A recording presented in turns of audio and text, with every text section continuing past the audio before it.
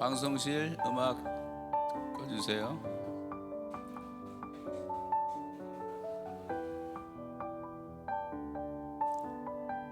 네?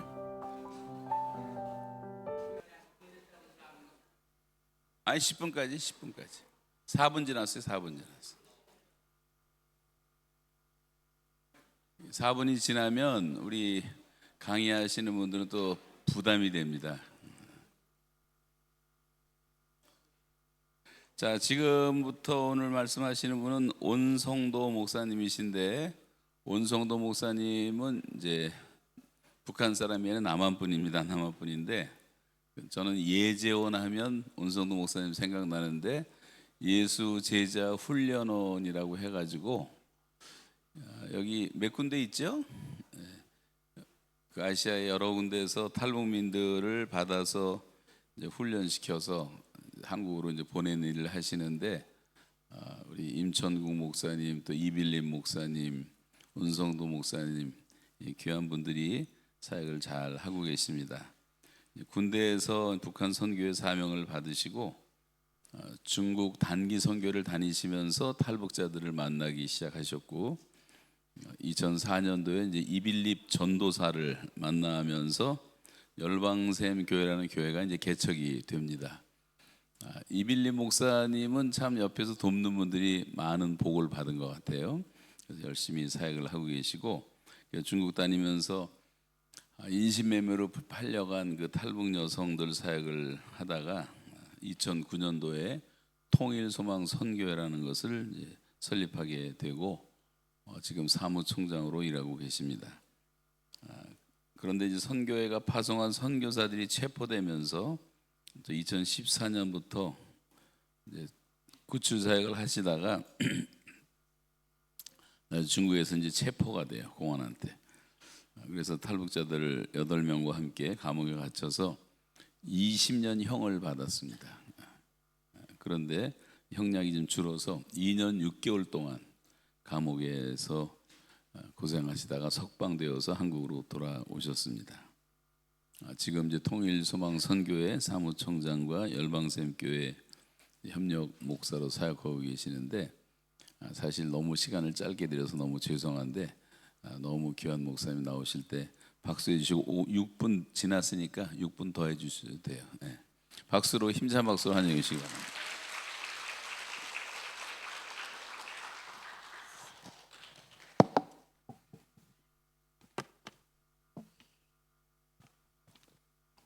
할렐루야. 예, 반갑습니다.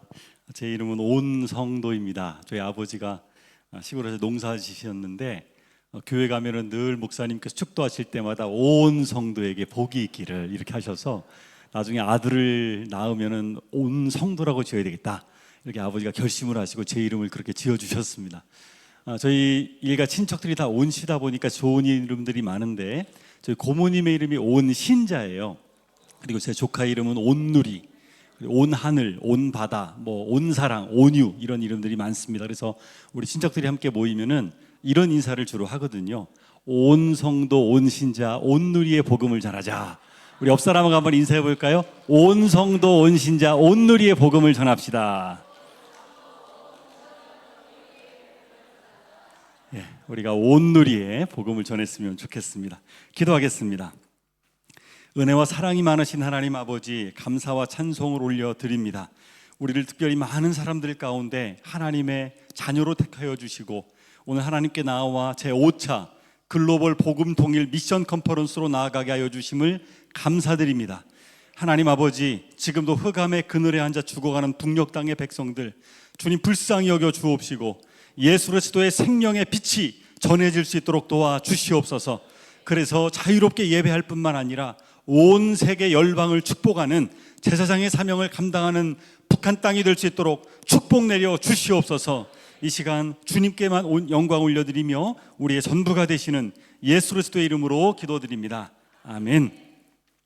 저는 오늘 여러분과 북한 선교의 부르심과 사명이라는 주제로 제 간증 짧게 나누기를 원하는데요, 우리 말씀 구절 한 구절 같이 보겠습니다. 고린도후서 4장 7절 말씀인데, 고린도후서 4장 7절 말씀 우리 같이 한번 읽도록 하겠습니다. 시작. 우리가 이 보배를 질그릇에 가졌으니 이는 심히 큰 능력은 하나님께 있고 우리에게 있지 아니함을 알게 하려 함이라. 아멘.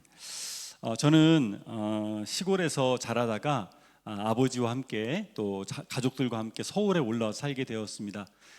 그냥 꿈도 없이 비전도 없이 돈 많이 벌어서 행복하게 살겠다라는 그런 생각으로만 살다가 군대에 가서 하나님을 뜨겁게 경험하게 되고, 제가 군대 생활했을 때가 90년대 중반이었는데 북한 땅에는 계속 우리가 간증을 들어서 알겠지만 고난행군이 있던 시기였습니다. 늘 뉴스에서는 북한의 많은 어린아이들이 영양실조로 죽어간다는 소식을 들었는데, 저는 군대 배치받은 곳이 GOP 부대였습니다. 북한 땅을 바라보면서 총을 들고 근무를 서는데 그렇게 눈물이 많이 나왔습니다. 그래서 주기도문에 나와 있는 것처럼 하나님, 저 땅에도 일용할 양식을 좀 공급하여 주십시오. 더 이상 굶어 죽는 어린아이 없도록 도와주십시오. 그 기도를 참 많이 드렸습니다. 근데 나중에 하나님께서 저의 기도를 점점 바꾸어 가시더니, 하나님, 저들에게 복음이 들려지게 하여 주옵소서. 저 땅에도 교회가 세워지게 하여 주옵소서. 저 땅이 하나님께 쓰임받는 땅이 될 수 있도록 도와주옵소서. 그 기도가 계속 나오는 거예요. 그런데 하나님께서 어느 날 제 마음 가운데 북한 땅에 가서 복음을 전해라, 그런 마음을 계속 주셨습니다. 근데 저는 알다시피 남한 사람으로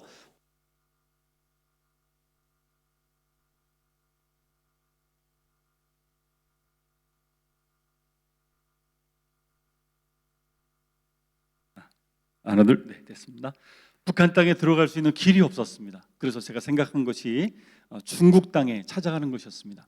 제대하고 나서 중국 땅에 가서 탈북해서 나오시는 분들을 돕는 일들을 시작하게 되었습니다. 많은 선교사님들이 중국 땅에서 탈북한 분들을 돕고 또 그분들을 재파송하고 성경 훈련시키는 곳들이 많았는데, 지금은 이제 그 출신들을 제가 많이 이곳에서도 만나게 되지만, 당시에 장춘이라고 하는 한 센터가 있었는데 거기에 갔더니 성경을 한 사람당 한 200독씩 읽었더라고요. 그래서 그 센터의 이름이 천독반이었습니다. 성경을 천독을 목표로 해서 정말 신앙으로 훈련되어 가지고 이 젊은 청년들이 90년대 말부터 계속적으로 북한으로 들어가려고 준비하고 있는 청년들을 만나면서 제가 너무나 부끄럽고 내가 정말 주님 앞에 준비되어야 되겠다, 말씀으로 준비되어야 되겠다, 그런 마음들을 많이 가지게 되었습니다. 그러다가 아까 우리 이면수 목사님께서 설명하신 대로 탈북민 이빌림 목사님을, 그때는 전도사님이었는데 만나게 되었습니다. 그리고 교회 개척하는 일에 함께하게 되었고, 열방샘교회라는 교회에서 성도님들과 함께 중국에 나와 있는 탈북 여성들을 만나러 계속 중국을 다니기 시작했습니다. 많은 탈북 여성들이 인신매매로 팔려와서 살고 있는데, 한 여성분이 저에게 오더니, 선생님, 저는 중국 돈 5,000위안이라는 아주 적은 돈에 팔려왔습니다, 그러는 거예요. 제가 따져보니까 한국 돈으로 그때 당시 한 90만 원밖에 안 되는 돈이었습니다. 남편이 하는 말이 정말 기가 막혔어요. 그 남편이, 내가 너를 돈 주고 사온 물건이기 때문에 네가 내 말을 안 듣거나 마음에 안 들면 다른 곳에 팔아버리겠다 라고 하는 그 이야기를 들으면서 막 분노가 치밀어 오르고 너무너무 화가 났습니다. 그런데 그러한 어려운 상황들을 이겨내고 그래도 돈을 조금씩 모아가지고 북한에 있는 가족들에게 돈 송금하는 그러한 꿈을 가지고 살아가는 그 자매들을 보면서 우리가 약속을 했습니다. 여러분, 우리가 여러분들에게 복음을 전하기 위해서 1년에 두세 차례 계속적으로 여러분들 잊지 않고 찾아오겠습니다. 만나서 또 찾아가서 울고 말씀을 나누고 하는 일들을 하다가 이게 정말 적은 일이 아닌데, 이 작은 열방샘교회에서만 할 일이 아니다 라고 해서 결국에는 우리가 선교회를 만들자라는 마음들을 가졌고 선교회를 만들게 되었습니다. 정말 작은 선교단체죠. 탈북민 교회에서 세워진 작은 선교단체. 많이 모일 때는 5명, 적게 모일 때는 2명이 모여가지고 선교단체라고 해서 이름을 걸고 기도회를 시작하게 되었습니다. 정말 적게 모였고 하나님께 뜨겁게 기도하면서, 하나님, 우리에게 꿈이 있습니다. 중국 땅에 수많은 탈북 여성들이 팔려가 살고 있는데 그들에게 복음을 전할, 중국에 체류할 수 있는 선교사님을 만나게 해주십시오 라고 1년간 기도했습니다. 그리고 만난 분이 임천국 선교사님이라는 분이었습니다. 호주 시민권자였는데 중국 땅에서 파송돼서 나가서 탈북 여성들을 본인이 돕겠다고 하시는 분이었습니다. 그래서 중국 땅에서 탈북 여성들을 만나고 그들에게 복음을 전하고 또 구출받아야 될 여성들은 이분이 데리고 와서 예재원 사역을 시작하게 되었습니다. 이 예재원이라고 하는 것은 줄임말인데요. 예수 제자 훈련원이라는 말입니다. 저희가 한국에 바로 데리고 오면 얼마나 좋겠습니까? 근데 한 명을 구출하는데 비용이 2,000달러 정도, 한국 돈으로 한 200~300만 원 정도가 필요했기 때문에 이분들을 브로커를 통해 가지고 동남아를 거쳐서 이 태국까지 오게 하는데 비용이 많이 들었습니다. 그래서 저희는 할 수 있는 것이라고는 늘 하나님께 모일 때마다 기도했습니다. 하나님, 우리에게 이번에도 재정이 필요합니다. 하나님, 이번에도 2명의 젊은 여성들이 브로커에게 선교사님이 찾아갔는데 돈을 그때 당시에 2만 위안을 한국 돈으로 하면 한 380만 원 정도 되는 돈이었는데 그 돈을 빨리 송금하지 않으면 그 2 젊은 여성을 성윤락업소에다가 팔아버린다는 거예요. 그래서 그때 너무 급한 마음을 가지고 돈을 구했는데 돈이 구해지지가 않았어요. 그래서 선교사님에게 전화를 걸었습니다. 선교사님, 이번에는 우리가 보낼 돈이 없습니다. 교회도 지금 마이너스고 정말 대출 받을 것도 있었고 너무 정말 어려워서 이번에는 저희가 포기해야 될 것 같습니다. 선교사님 막 울면서 너무나 젊고 이쁜 자매들인데 이들을 구해야 된다고 하면서 막 우시는 거예요. 저희가 하나님께 간절히 기도했고 하나님께서 필요한 액수를 채워주셨습니다. 그 2 자매가 한 명은 지금 미국에 가서 신대원을 나왔고요, 한 명은 한국에 와서 결혼을 해서 이쁜 딸 2을 낳고 살고 있습니다. 지금 생각해 보면 그때 만약에 그 돈이 없다고 그냥 포기했다면 그 2 자매의 인생은 어떻게 되었을까를 생각해 보게 됩니다. 많은 사람들을 만나면서 또 많은 사람들을 구출하고 선교사님들이 일을 했는데 저희 사역에 늘 위험한 것이 압록강 근처, 두만강 근처로 찾아가야 되고 탈북아분들을 만나서 데리고 와야 되는 사역이기 때문에 늘 체포의 위험성이 있는데 2014년 8월 달에 저희 선교사님들이 중국 땅에서 많이 체포되었습니다. 그래서 다 감옥에 가시고 예재원에 있는 자매들이 선생님, 우리 이제 어떻게 합니까? 우리가 한국으로 가야 되는데 정말 다시 원래 살던 곳으로 가야 되는지 또 다른 곳으로 대피해야 되는지 알려주십시오라고 막 전화가 오는 거예요. 그래서 선생님, 이제 하나님께 기도를 하면서 하나님 어떻게 할까요? 라고 기도하는데 하나님이 제 마음에 네가 들어가라, 그런 마음을 너무 강하게 주셨습니다. 근데 그때 저에게는 어린 쌍둥이 자녀가 있었습니다. 만으로 하면은 4살, 한국 나이로 6살 된 어린 아이들이었는데 쌍둥이였습니다. 이란성. 이 어린 아이들을 놔두고 가는 것도 어렵고 또 남자 혼자 할 수 없는 것이 대부분 여성들이었기 때문에 남자 혼자 들어갈 수도 없고 아내가 같이 가야 되는데 그렇다고 애 2을 데리고 들어갈 수도 없었습니다. 그래서 기도했고 이제 부모님께 말씀을 드려서 아들을 이제 부모님께서 맡아주시겠다고 하셔서 딸만 데리고 중국 땅에 들어가게 되었습니다. 그래서 아내와 함께 딸과 함께 중국에 들어가서 탈북자분들을 구출하고 양육하는 일들을 그때부터 하게 되었습니다. 다양한 사연을 가진 사람들이 우리 예재원 센터에 오게 되었고 그분들이 예재원에 와서 복음을 듣게 되었습니다. 정말 다양한 사연을 가진 사람들이 왔습니다. 어떤 분들은 언니와 여동생이 밤에 강을 건너오는데 폭이 낮은 곳은 경비가 삼엄하기 때문에 가장 깊은 곳을 택해서 이제 막 허우적거리면서 오는데 물살이 생각보다 얼마나 센지 언니는 떠내려가 버리고 동생만 살아온 경우도 있었습니다. 너무 놀래가지고 2명을 마중하기로 했는데 1명만 와가지고 물어보니까 언니가 떠내려갔다는 거예요. 그래서 급하게 해서 다음 날 찾았습니다. 그래서 언니를 데려온 적도 있었고요, 또 8명을 이제 일가족이 강을 건넜다 그래가지고 마중을 나갔는데 4명이 붙들려가고 4명만 이렇게 돌아온 적도 있었습니다. 그리고 어떤 분들은 백두산을, 여러분 백두산이 얼마나 높습니까? 근데 그 산을 넘어온 분들이 있었는데 12일 동안 밤에는 이렇게 이동하고 낮에는 혹시 걸릴까봐 비닐 방막으로 숨어 있다가 이동해가지고 12일 동안 오신 분들도 있었습니다. 다양한 사연을 가진 분들이 구출되었고 우리 예재원 센터에 와서 양육을 받게 되었습니다.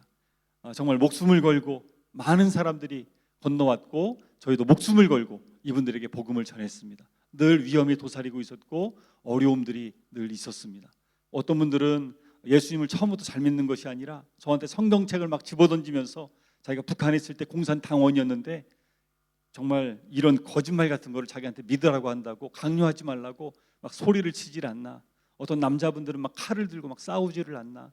별의별 일들이 다 있었습니다. 아내는 늘 이제 그만하고 들어가자라고 얘기를 하고 딸도 겁에 질려가지고 가자고 하고 그런 적이 한두 번이 아니었습니다. 그런데 하나님께서 한 달이 지나고 두 달이 지나고 3개월이 지나는 동안 이들에게 은혜를 주셨습니다.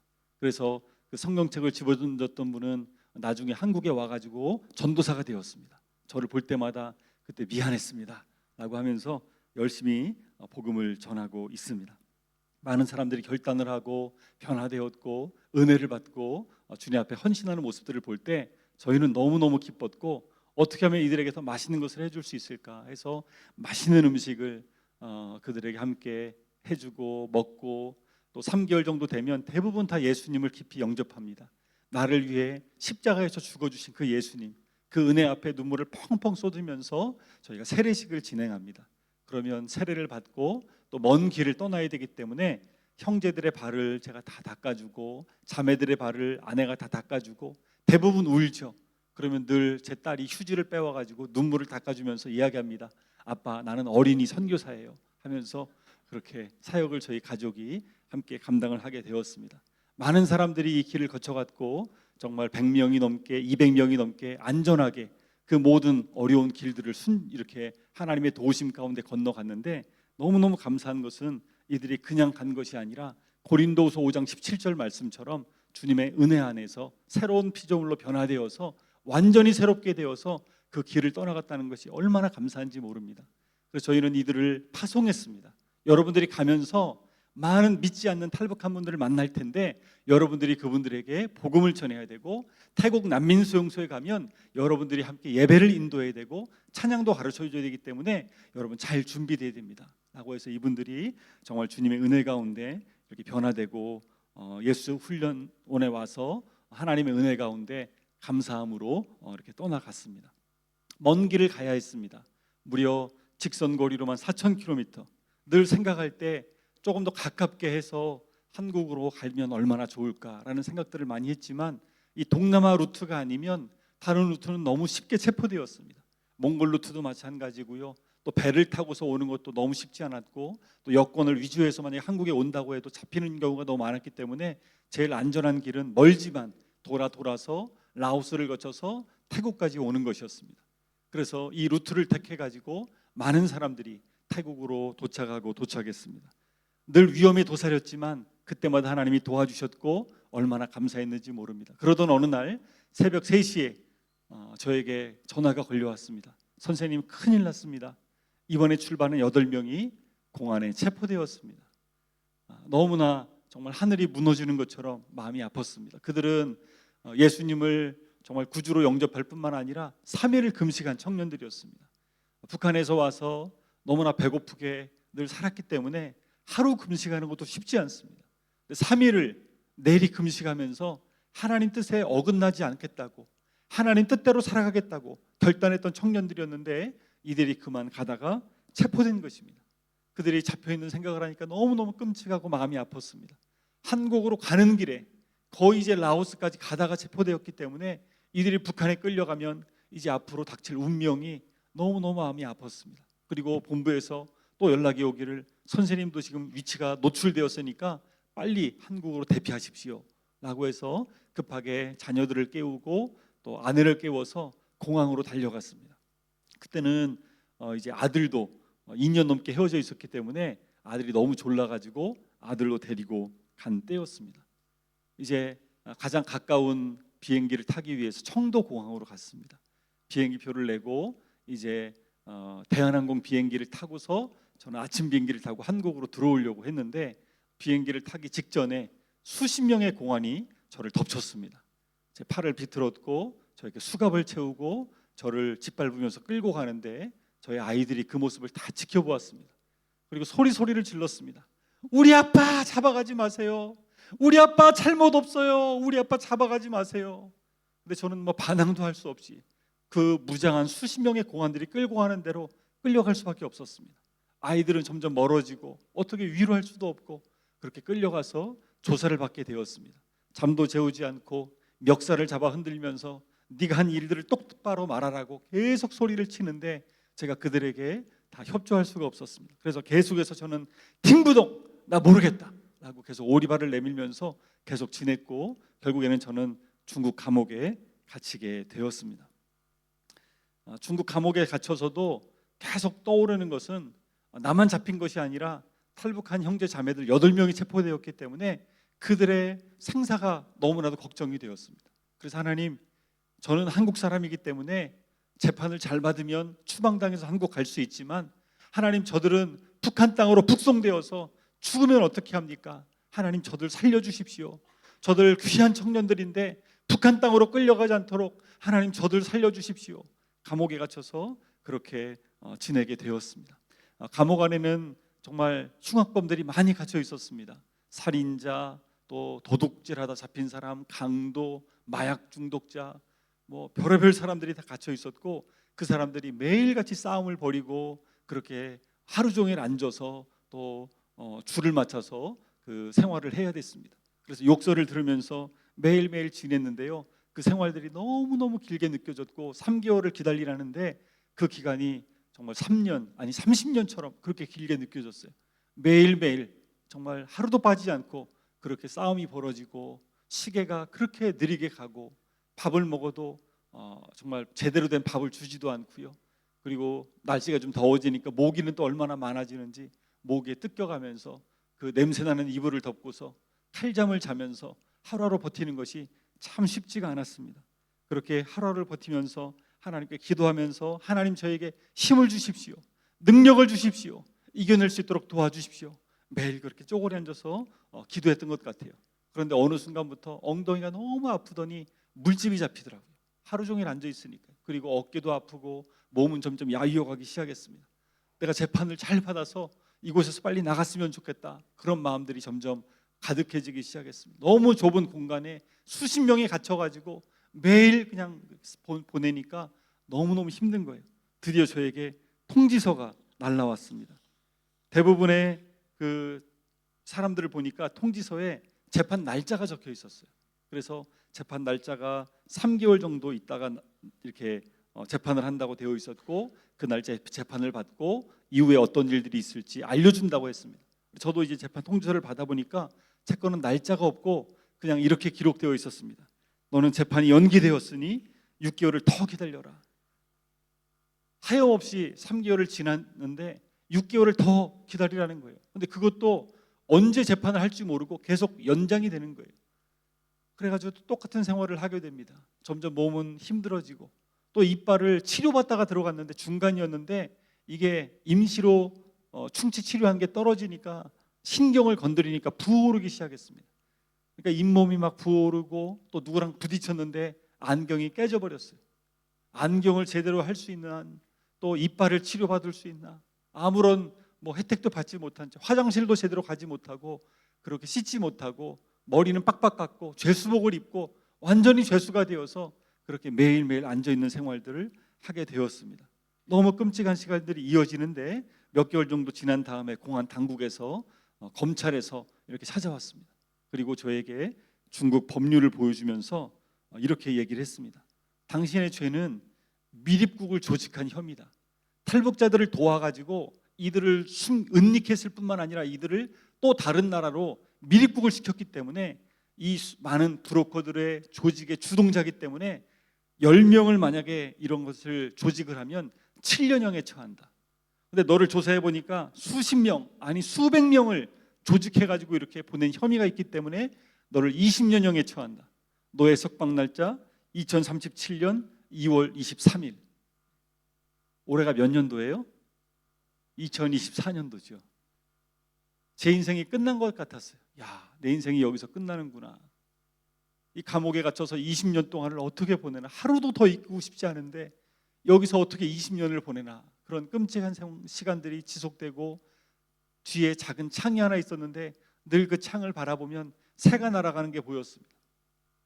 자유가 얼마나 소중한지, 이 좁은 공간에서 얼마나 이렇게 갇혀 있는 것이 힘이 드는지, 하루하루가 정말 지옥같이 느껴지고 너무너무 힘겨웠어요. 아침부터 저녁까지 예배하고 기도하고 회개하고 하나님께 원통하게 또 울부짖고, 다윗이 고백하는 것처럼 정말 탄원의 기도가 막 올려드려지고 하나님께 그렇게 울부짖으면서 기도하면서 할 수 있는 게 아무것도 없죠. 가끔 희망이라고는 철창문이 열리면서 이름을 부를 때가 있습니다. 팡! 조동식! 하면서 문을 열면서 누구 이름을 불러요. 그 사람은 외부에서 어떤 일이 잘 되어가지고 이렇게 풀려나는 경우가 가끔 있었습니다. 혹시나 한국 외교부에서 나와가지고 온 성도 팡 쇼동시 하면서 내 이름을 불러주진 않을까 기대했지만 한 번도 제 이름이 불려지지 않았어요.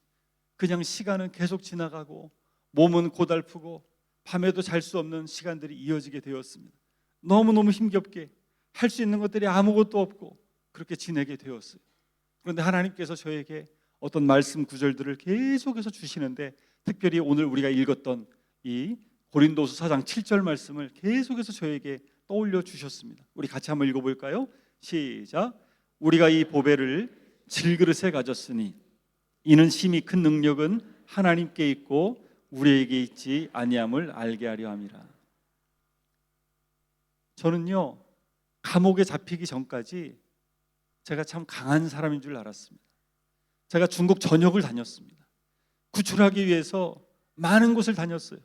때로는 갇혀있는, 이제 곧 팔려가기 직전에 있는 그곳에 찾아가가지고 몰래 밤중에 구출해가지고 도망쳐 온 적도 있어요. 목숨을 걸고서 수많은 곳에 뛰어다니면서 점차적으로 내가 강한 사람인 줄 알았어요.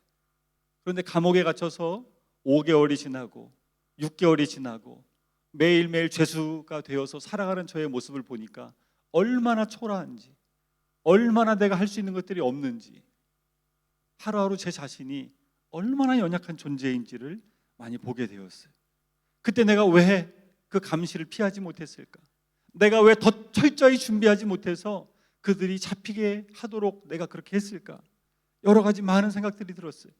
내가 더 많이 기도했더라면, 내가 만약에 그때 이렇게 했더라면 얼마나 좋았을까? 밤새 악몽에 시달리고 그 8명이 북한으로 끌려가가지고 고문을 당하고 매를 맞고 영양실조 걸리고 죽어가는, 총살당하는 그런 악몽들을 꾸면서 놀란 적이 한두 번이 아니에요. 온몸에 식은땀이 흘려져 있고 내가 여기서 살아나갈 수는 있을까? 그런 생각들을 하면서 하루하루를 보내는데 하나님이 이 말씀을 계속해서 주셨어요. 사도 바울은 우리에게 선포하고 있습니다. 우리는 질그릇입니다. 여러분, 질그릇이 어떤 그릇입니까? 너무나 약하고 초라하고 깨지기 쉬운 그런 그릇입니다. 말 그대로 흙으로 만든 그런 그 흙그릇이에요. 흙그릇. 유향도 바르지 않은 정말 너무나도 평범하고 값싼 그런 그릇이죠. 걱정하지 말아야지 라고 하지만요, 계속 걱정이 찾아와요. 저 죄수들 내가 미워하지 말아야지. 하지만 미움이 막 싹이 트고 분노가 치밀어 오르고 얼마나 믿음이 내가 약한 존재인지를 계속 보게 되는 거예요. 몸이 약해지니까요, 정신도 약해지고 한없이 약해지더라고요. 그런데 사도 바울은 우리에게 선포하고 있어요. 우리는 그냥 질그릇이 아니라는 것이죠. 우리는 어떤 그릇입니까? 보배를 담은 질그릇이라고 말하고 있는 것이죠. 우리가 이 보배를 질그릇에 가졌으니 이는 심히 큰 능력은 하나님께 있고 우리에게 있지 아니함을 알게 하려 함이라.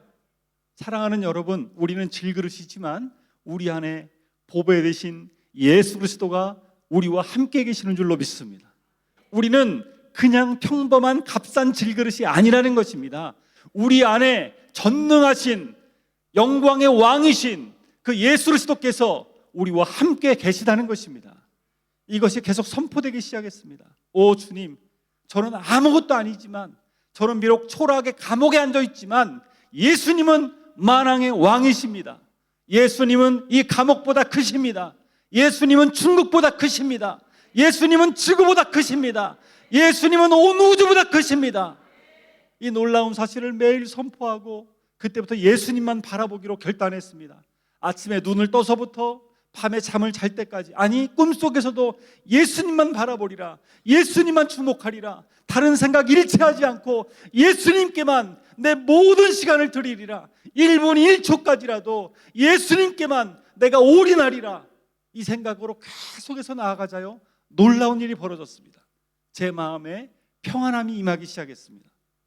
걱정 근심이요, 눈이 햇빛에 녹아버리듯이 온데간데 사라지고 제 마음에 평안이 오기 시작했습니다. 그리고 나서 놀라운 일이 벌어졌습니다. 우리 감옥에는 한 1000명 정도 되는 죄수들이 잡혀 있었어요. 그런데 이 죄수들 중에 가장 큰 보스가 있었습니다. 조폭 두목, 깡패 두목이죠. 이 사람은 중국에서도 유명한 깡패 두목입니다. 그 사람이 거기 갇혀 있었는데 자기 부하 2명을 보내가지고 저를 끌고 오라고 시켰습니다.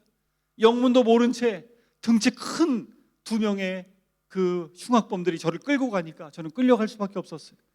끌려가가지고 가보니까 거기에 많은 죄수들이 모여 있는데 저를 앞에 세우라는 거예요. 두려운 마음으로 앞에 나가 섰습니다. 그랬더니 그 중국 조폭 두목이 자기가 한국 노래를 참 좋아하는데 싸이의 강남스타일 노래를 부르라는 거예요.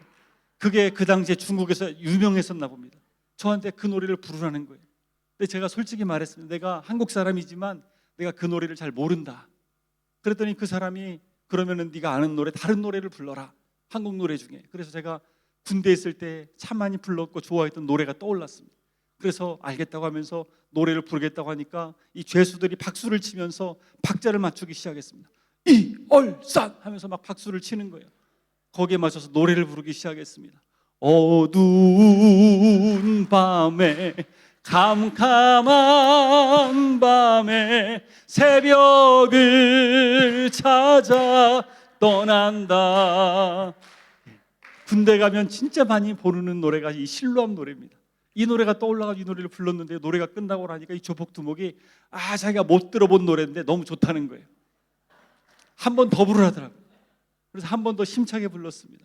나중에 또 저를 부르더니 또 다른 노래 없냐는 거예요. 그래서 알겠다고 또 다른 노래 부른다 그러더니 또 박수를 치면서 박자를 맞춥니다. 이얼산 하면서 막 죄수들이 박수를 치는데 노래를 부르기 시작했습니다. 나의 등 뒤에서 나를 도우시는 주. 여전히 감옥에서도 주님이 나와 함께 하시는구나, 그런 마음들이 들었어요. 나중에 잠을 자기 전에 생각을 하는 겁니다. 혹시 나를 또 다음날 부르면 내가 어떤 특송을 불러야 될까? 내가 내일은 죄에서 자유를 얻게 하면 불러야 되겠다. 혼자 막 자기 전에 연습을 하는 거예요. 신나게. 죄에서 자유를 얻게 하면. 나중에 앞에 나가서 노래를 부르는 겁니다. 그리고 이 중국 조폭이 저한테 계속 따라다니면서 한국어를 좀 가르쳐달라는 거예요. 자기가 중국에서 한국 드라마를 많이 봤대요. 그때 제일 자기가 많이 봤던 드라마가 별에서 온 그대라는 드라마가 있는데 그걸 다 봤다는 거예요. 그래서 한국어를 자기한테 가르쳐달라고요. 그래서 제가 그 사람한테 한국어를 가르쳐주고 그 사람은 저에게 중국어를 가르쳐주기 시작했습니다. 사실 저는 중국어를 거의 몰랐습니다. 왜냐하면 탈북한 분들만 구출하고 한 사역을 했기 때문에 계속 중국말을 잘 몰랐습니다. 근데 그 사람에게 중국말을 배우면서 중국말이 조금 유창하게 되었는데 나중에는 사실은 이 사람이 알려준 중국어는 잘못되었어요. 대부분 욕이 섞여 있어가지고 모든 말에 욕이 들어가 있어요.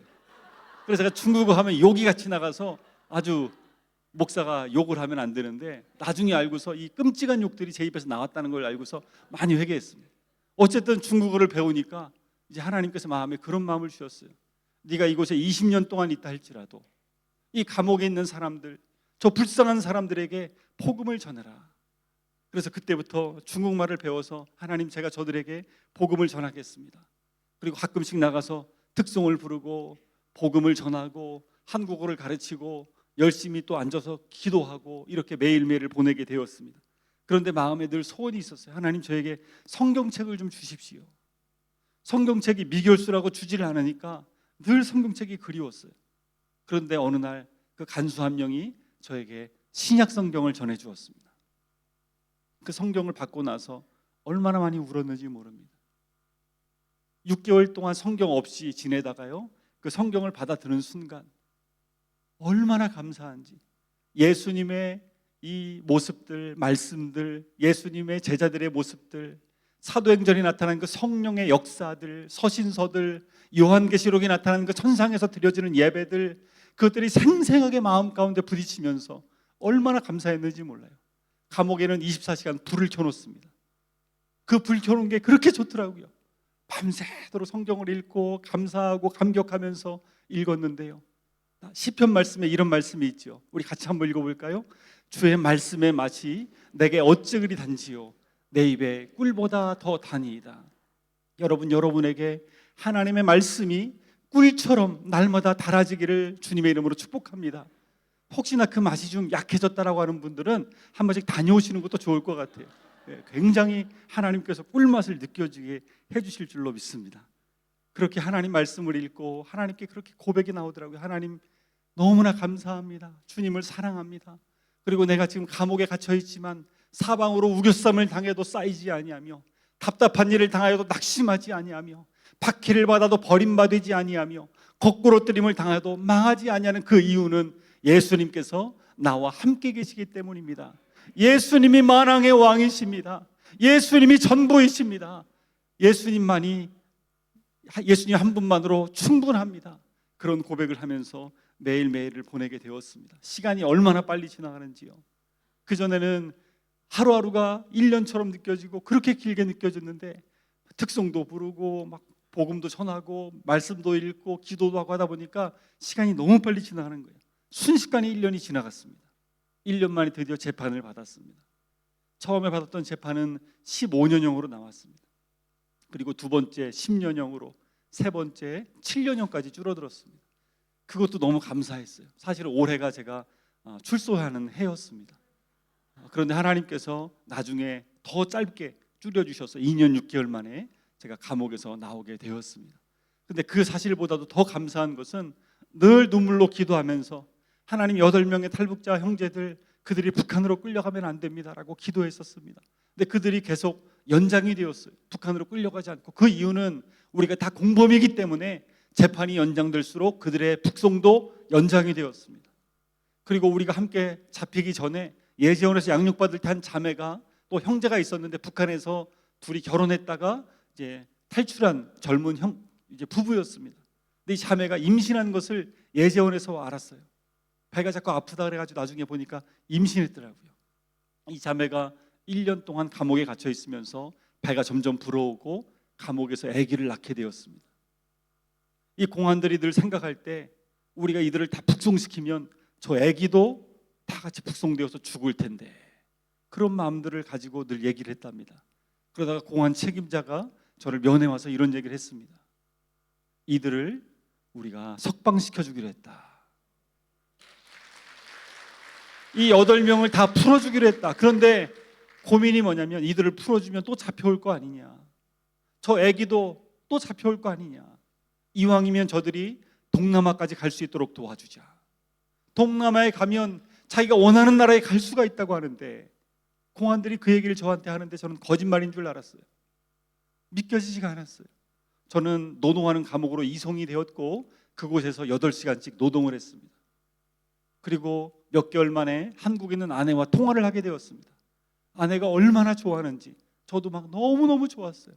근데 제가 한 가지 질문을 했습니다. 여보, 그 분명히 공안들이 그 탈북 형제 자매들을 한국까지 보내준다고, 동남아까지 보내준다고 약속을 했는데 혹시 그 소식 들은 적 있냐고 했더니 제 아내가 얘기를 했습니다. 여보, 그분들 다 얼마 전에 한국에 도착했어요. 그들은 지금 다 하나님의 은혜 가운데 한국 땅에서 살아가고 있습니다. 성경 말씀에 로마서 8장 28절에 이런 말씀이 있어요. 우리 같이 한번 읽어볼까요? 우리가 알거니와 하나님을 사랑하는 자, 곧 그의 뜻대로 부르심을 입은 자들에게는 모든 것이 합력하여 선을 이루느니라. 사랑하는 여러분, 하나님을 사랑하는 자, 그의 뜻대로 부르심을 입은 자들에게 하나님께서 합력하여 선을 이루어 주시는 줄로 믿습니다.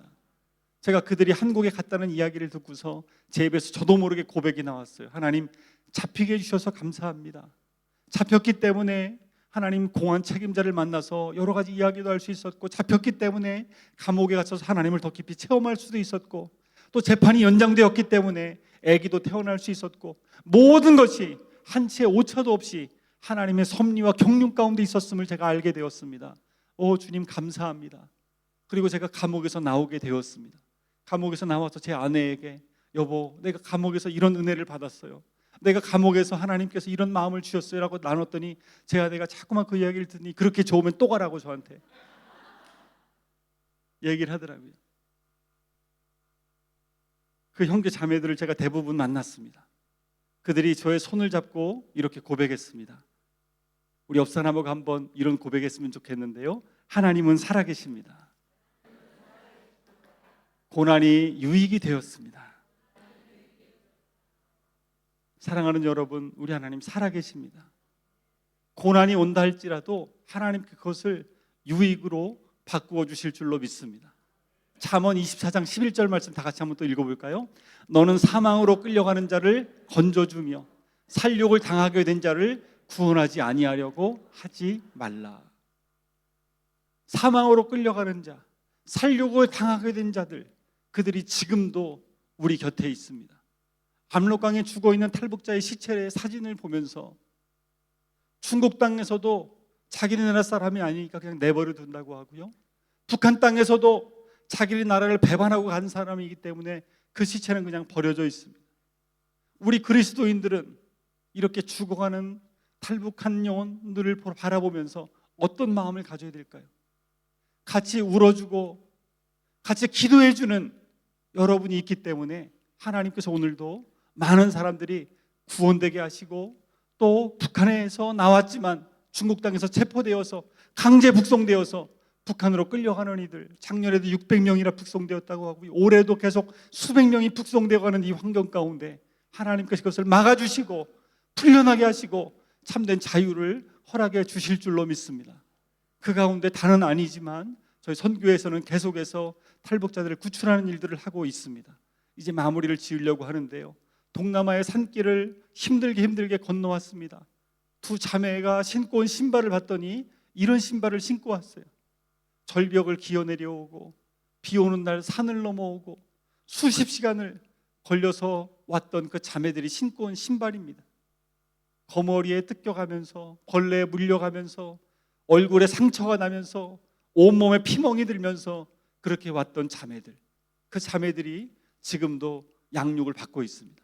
저는 이곳에 오기 전에 바로 어제까지도 동남아 예수제자 훈련원에서 양육을 하다가 들어왔습니다.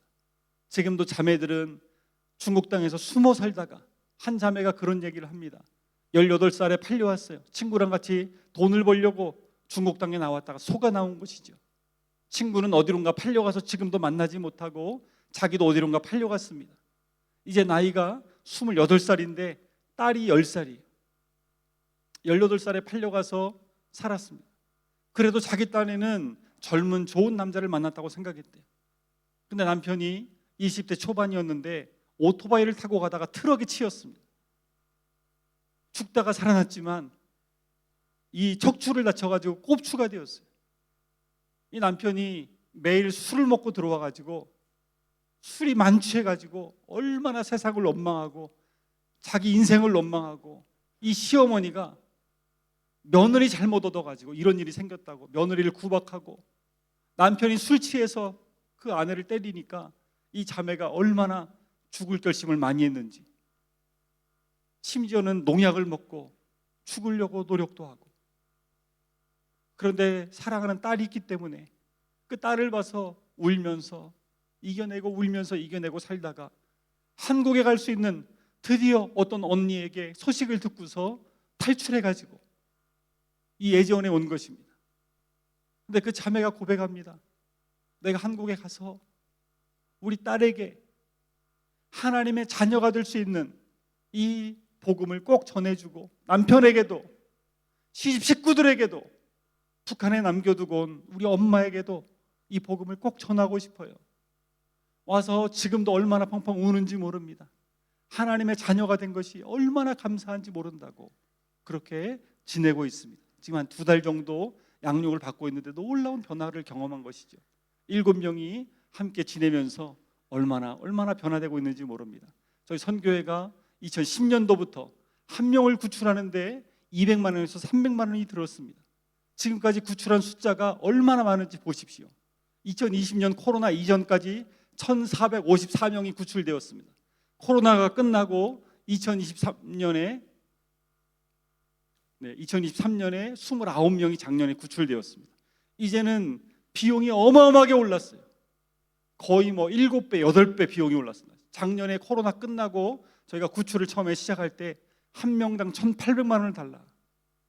이제는 동시에 여러 명을 구출할 수 없기 때문에 한 번에 1명, 2명, 정말로 위기에 처한 그 젊은 자매들을, 또 힘든 자매들을 구출해서 내오기 시작했습니다. 작년에 29명이 구출되었습니다. 기적 같은 일입니다, 여러분. 그리고 올해 44명이 구출되었어요. 그래서 지금 현재까지 1527명이 구출되었습니다. 여러분 생각해 보십시오. 작은 탈북민 교회에서 시작된 조그마한 통일소망 선교회, 그 선교회에서 많은 사람들이 함께 기도했고 울부짖었을 때 하나님께서 이 많은 생명들이 구출되게 하셨습니다. 저희는 이 구출 사역을 복음 구출 사역이라고 부릅니다. 왜냐하면 단순히 영혼만 출애굽하는 것이 아니라 영적으로 참된 자유를 얻게 하는 영적 출애굽하는 그런 구출 사역이기 때문입니다. 우리 영상 혹시 나오면 잠깐 보면 좋겠는데요. 영상이 나올까요? 네, 짧은 영상인데 자매들이 기쁨에 겨워서 자기가 은혜 받은 그런, 제가 얼굴은 다 공개하지 못해서 그냥 노래만 나오도록 했는데 나오진 않는군요. 그럼 그냥 넘어가겠습니다. 네, 그래서 3개월이 지나면 이곳에서 세례를 받고 그리고 한국으로 가게 됩니다. 대부분 다 한국에 가기 전에 주님 앞에 결단을 하게 됩니다. 물론 한국에 가서도 흔들리는 자매들도 있습니다. 그러나 이곳에서 뜨겁게 만났던 그 예수님과의 첫사랑, 하나님의 자녀가 되었다는 그 감격, 예수님 때문에 내가 새 인생을 살게 되었다는 그 소망 때문에 이제는 내가 주님 앞에서 거룩한 신부로 살아가겠어요. 등불에 기름을 준비하는 슬기로운 다섯 처녀가 되겠어요. 이렇게 결단하면서 우리 자매들이 지금도 양육을 받고 있습니다. 그리고 이 놀라운 복음, 이 생명의 복음을 저 북녘 땅에 내가 증거하기 위해서 한국 땅에 들어가서 주님의 일꾼으로 참된 제자로 내가 잘 준비되겠습니다. 그런 고백으로 우리 자매들이 가고 있습니다. 여러분, 이 일들이 계속적으로 잡히지 않고 이루어질 수 있도록 여러분 기도해 주시고, 너무나 많은 비용이 들어가기 때문에 이 비용을 잘 감당할 수 있도록 여러분 기도해 주셨으면 좋겠습니다. 1911년도에 외국에 책이 하나 발간되었습니다. 그 책의 이름은 조선에서 제일 행복한 소녀 이야기라는 책이었습니다. 아는 분들도 있을 것입니다. 조선의 소녀 옥분이라는 책으로 지금 시중에 기독교 서점에 판매를 하고 있습니다. 이 옥분이라는 소녀는요, 너무너무 가난하게 살았습니다. 너무너무 비참하게 살았습니다.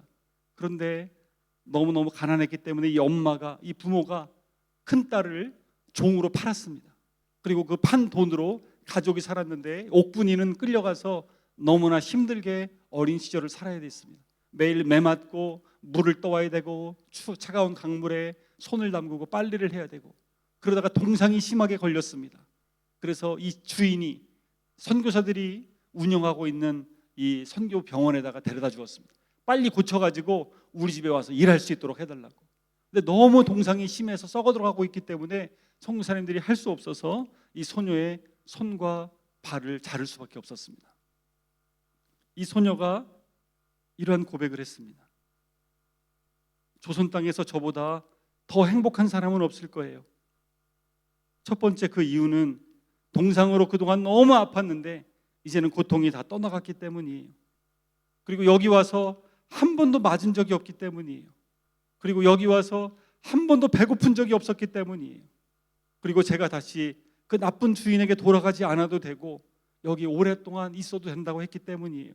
제일 중요한 것은 제가 예수님을 믿고 예수님께서 제 죄를 다 걷어가 주셨기 때문이에요. 그리고 예수님께서 저를 사랑하시기 때문이에요. 그래서 저는 조선에서 제일 행복한 소녀예요. 손이 없지만 이 연필을 잡고 감사 편지를 보내고 있는 그런 사진입니다. 그리고 병원 대기실에서 앉아있는 소녀들에게 늘 찬양을 불러주면서 그들에게 복음을 전했던 이 조선의 소녀 옥분이, 선교사님들은 이 책을 전 세계에 많은 사람들에게 알렸고, 그래서 더 많은 선교사님들이 한국 땅에 오게 되었다고 합니다. 예수님을 믿는 우리는 어떻게 이 시대를 살아가야 될까요? 여러분, 정말로 행복하게 기쁘게 예수님을 믿는다는 그 감격 때문에 가장 행복한 여러분이 되셨으면 좋겠고, 그리고 이 복음을 저 북녘 땅에도 함께 전할 수 있는 우리 모두가 되기를 주님의 이름으로 축복합니다. 기도하겠습니다. 전능하신 하나님 아버지, 지금도 중국 땅에서 인신매매로 팔려가 살고 있는 수많은 자매들, 하나님 지켜 보호하여 주시옵소서. 그들의 안전과 생명을 지켜 주시옵시고 절대로 잡히지 않게 하여 주옵소서.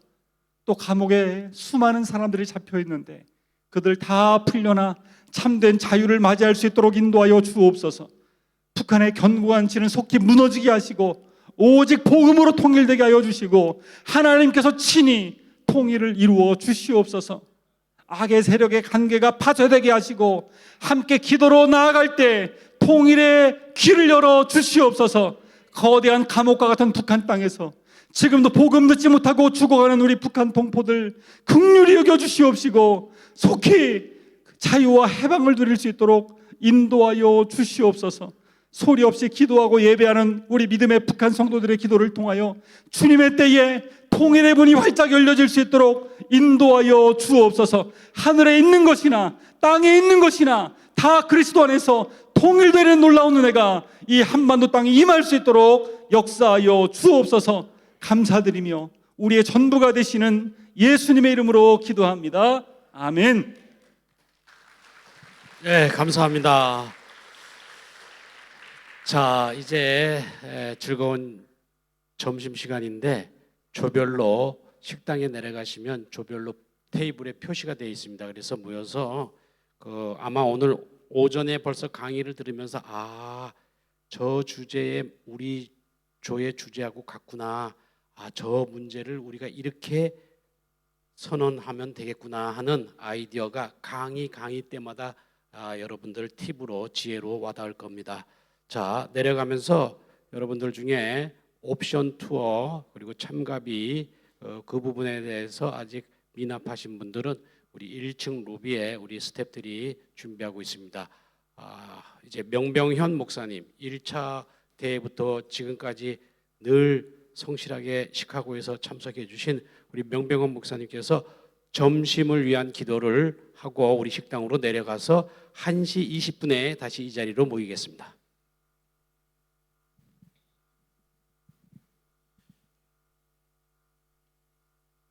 우리가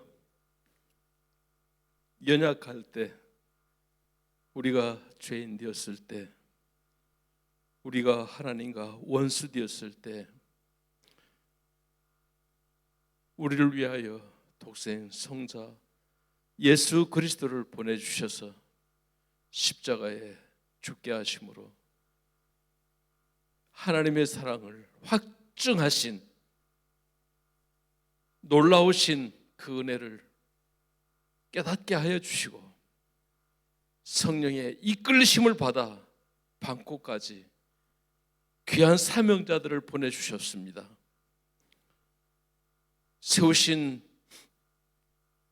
귀한 하나님의 종들의 한마디 한마디가 사람의 말로 받지 아니하고 하나님의 말씀으로 받아 역사하는 힘이 많게 하여 주시옵소서. 귀한 사명자들을 위하여 본교회가 정성껏 주의 이름으로 공개하는 그 손길 하나님 축복해 주시고 성령님의 운행하심을 시간마다 경험하는 복된 컨퍼런스가 되게 해 주시옵소서. 오늘 또 성령님의 운행하시는 식탁 되게 하여 주시고 조별마다 하나님의 음성을 듣고 마지막 컨퍼런스까지 은혜 가운데 성령님이 주장해 주시옵소서. 감사를 드리옵고 예수님의 이름으로 기도드리옵나이다. 아멘. 감사합니다. 우리 모두 일어나서 우리는 주님의 어제 했는데도 다 까먹었네. 다시 한번 손 한 번 높이 들고 기지개 하면서 우리는 주님의 아이고 이거 다 까먹었네. 우리는 주님의 복음 통일입니다. 우리는 주님의 저기 북한보다는 훨씬 목소리가 작네요. 그죠? 자, 다시 한번 우리는 주님의 우리가 죽지 않고 살아서 여호와께서 하신 일을 선포하리라. 밥 먹으러 갑시다.